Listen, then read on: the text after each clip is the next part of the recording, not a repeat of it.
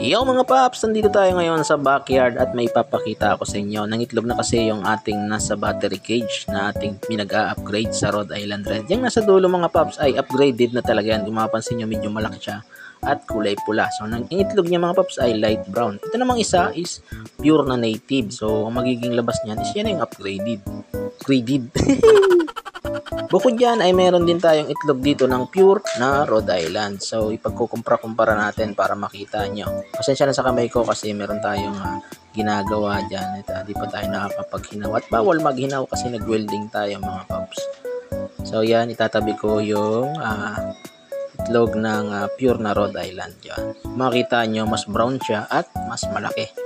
Yung nasa pinakadulong puti, yan ay pure native pero ang tatay niyan mga paps ay Rhode Island din. Yung nasa gitna, ganun din pero itong inahin natin ay upgraded na to. So yung upgraded natin mga paps na inahin, yan naglilimlim pa din yan. Yung hindi lang siguradong naglilimlim ay yung purong Rhode Island pero may mga time na naglilimlim din sila mga paps. Yun lang, salamat!